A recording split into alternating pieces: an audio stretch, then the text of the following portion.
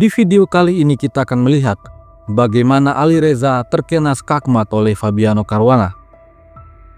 Game ini terjadi pada kejuaraan dunia catur blitz tahun 2024. Alireza ketika itu memulai dengan E4. Fabiano Caruana memilih pertahanan Sisilia. Setelah kuda F3, kuda C6, maka D4. Tentu saja pion makan pion, kuda makan pion. Tantangan pertukaran kuda. Fabiano Caruana memilih pengimbangan kuda F6 menyerang pion, lalu kuda C3 menjaga pion. Setelah itu E5 mengusir kuda. Alireza memilih varian kuda D ke petak B5. Rencana selanjutnya untuk melancarkan skak. Tentu saja Fabiano Caruana memainkan langkah terbaik, D6. Ini sekaligus mempersiapkan gajah petak terang untuk keluar. Dibalas dengan kuda D5, tantangan pertukaran kuda. Caruana mengambil kuda. Setelah pion makan kuda, kuda Caruana terancam. Di posisi ini, Fabiano Caruana memutuskan menarik mundur kuda kembali ke tempat asalnya. Sebuah langkah yang membuat kita bertanya-tanya, apakah wajar apabila perwira mundur? Permainan kemudian berlanjut. Menteri F3 dibalas dengan A6, ancaman pada kuda. Di posisi ini, Alireza Firoja memainkan langkah brilian Menteri A3. Jika pion makan kuda, maka benteng akan jatuh. Oleh karena itu, Fabiano Caruana mengembangkan gajah ke petak E7, persiapan untuk rokade. Selanjutnya, Alireza mengeluarkan gajah ke petak D2. Selain persiapan untuk rokade, langkah ini juga untuk menempatkan gajah ke petak B4 agar bisa menyerang pion.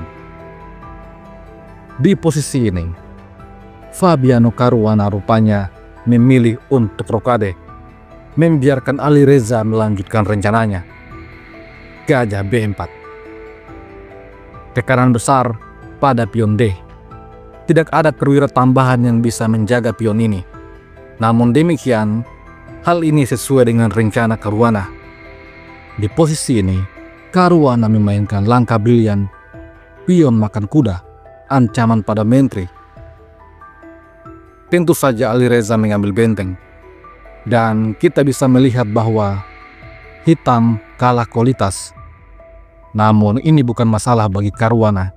Sampai di posisi ini, terlihat jelas bahwa menteri putih tersesat jauh dari permainan. Caruana kemudian mengembangkan kuda untuk menyerang gajah. Setelah itu, gajah mundur ke petak D2. Sampai di sini terlihat jelas bahwa menteri putih jauh dari arena permainan. Di posisi ini, Fabiano Caruana menantang pertukaran gajah. Apabila di posisi ini, Alireza berniat untuk rokade di sayap menteri, maka ini adalah keunggulan untuk hitam. Setelah gajah makan gajah, benteng harus makan gajah. Kemudian, menteri B6. Menteri putih akan terkurung. Hitam begitu unggul. Oleh karena itu, Alireza mengambil gajah. Setelah itu, menteri makan gajah. Sebuah langkah yang sangat cerdik.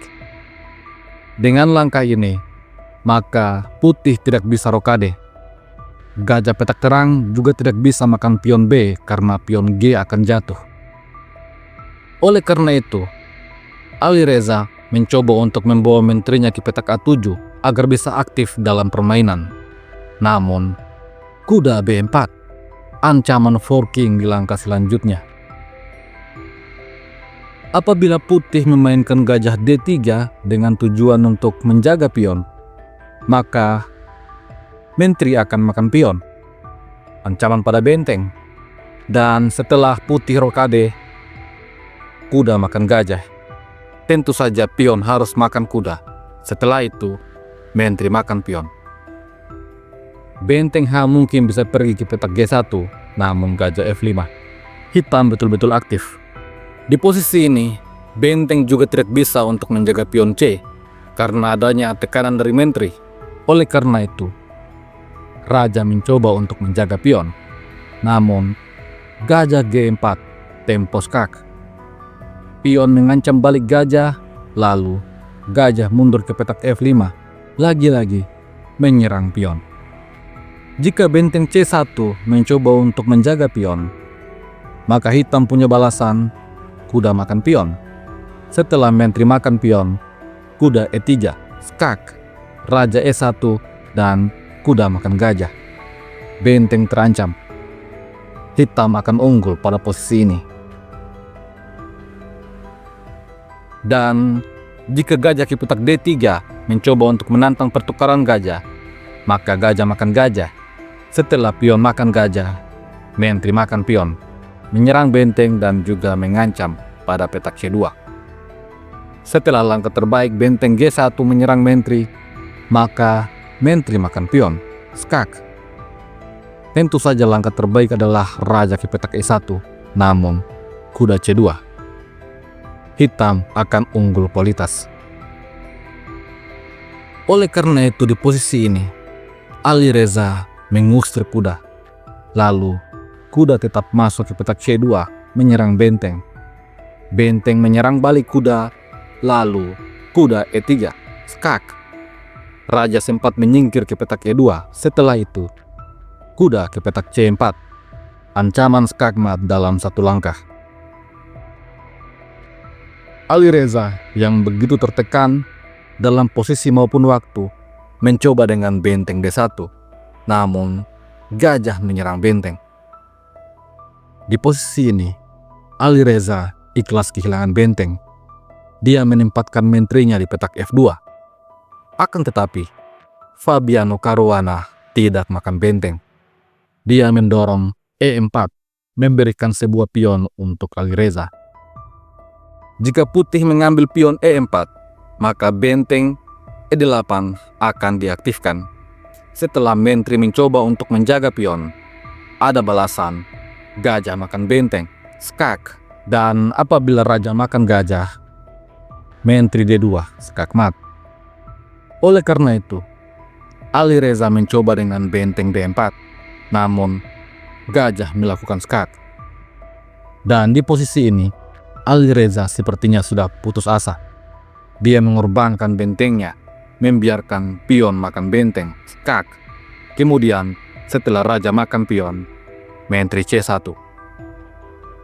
Gajah putih terkena pin dan hitam punya banyak ancaman.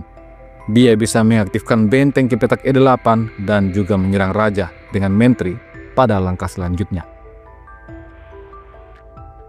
Alireza belum menyerah. Dia mencoba dengan B3, namun kuda B2, skak. Raja harus lari.